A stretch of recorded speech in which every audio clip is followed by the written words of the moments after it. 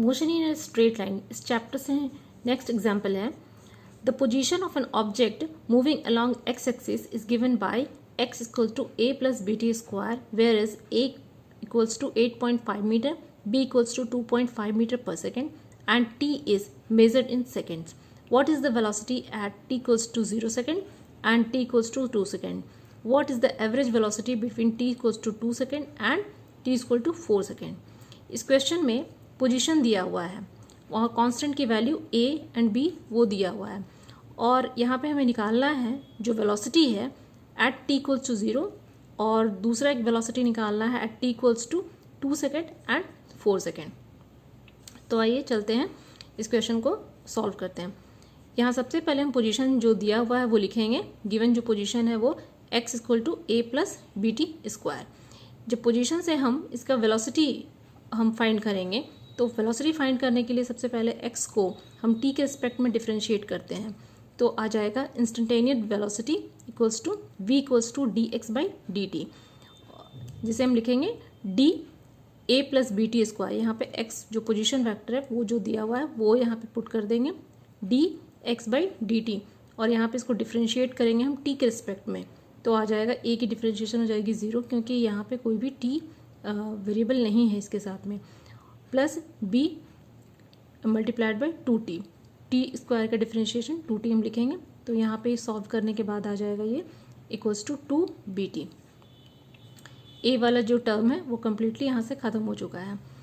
अब यहाँ पे फाइंड करते हैं हम velocity at t equals to 0। तो ये हमारा जो निकला velocity instantaneous velocity v equals to 2bt।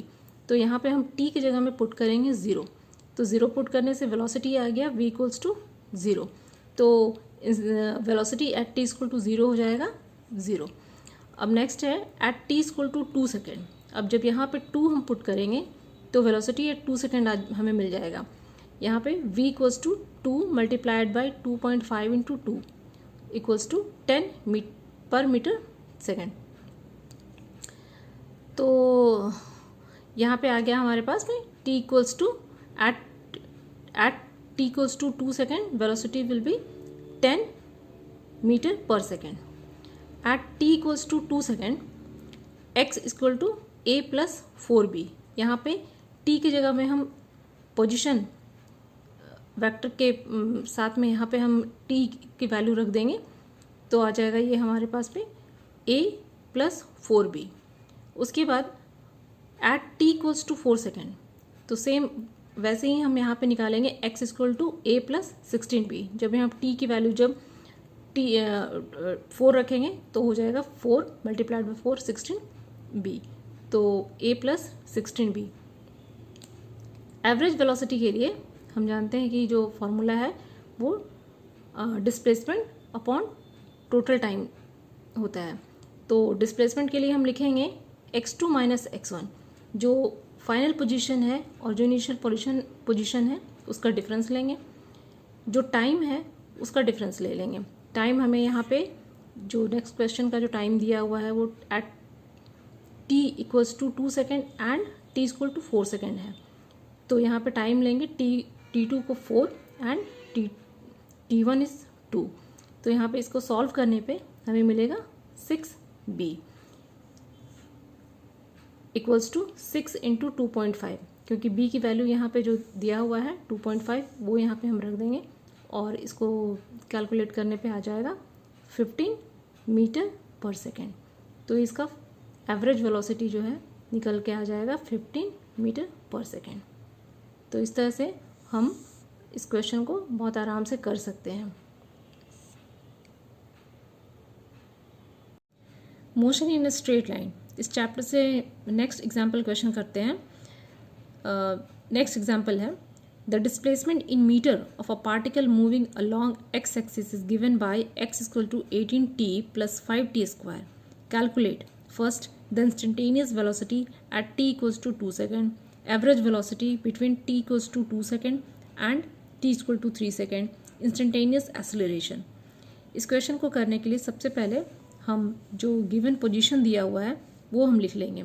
तो गिवन पोजीशन वो है x equal to 18t plus 5t square.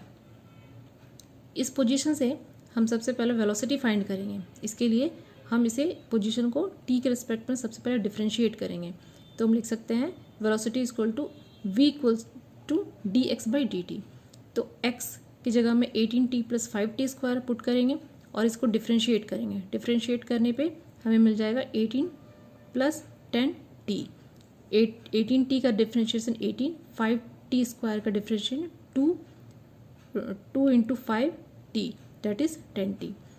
अब इसके बाद t के लिए हम डिफरेंट वैल्यू रखेंगे जो कि दिया हुआ है एट t = 2 सेकेंड। तो यहाँ पे फर्स्ट क्वेश्चन जैसे कि है the instantaneous velocity eight 2 second. तो इंस्टेंटेनियस वेलोसिटी हमें फाइंड करना है एट 2 सेकेंड क्या होगा। तो एट 2 सेकेंड इंस्टेंटेनियस वेलोसिटी के लिए हम यहाँ पे रख देंगे 18 + 10 × 2। टी की जगह में 2 पुट कर दिया तो आ गया 38 मीटर पर सेकेंड। नेक्स्ट है the average velocity between t = 2 second and t = 3 second. तो एवरेज वेलोसिटी के लिए हमें डिस्प्लेसमेंट पता होना चाहिए। तो यहाँ पे डिस्प्लेसमेंट एट 2 सेकेंड सबसे पहले फाइंड करेंगे। तो वो है x1 के लिए लिखेंगे that is x × 2 + 5t²। t की जगह में हम यहाँ पे 2 पुट कर रहे हैं। तो हमारा फर्स्ट जो पोजीशन आ रहा है वो आ रहा है 56 metre. Second displacement at t = 3 second के लिए हम t की जगह में 3 पुट करेंगे। तो हमें मिल जाएगा 18 × 3 + 5t² =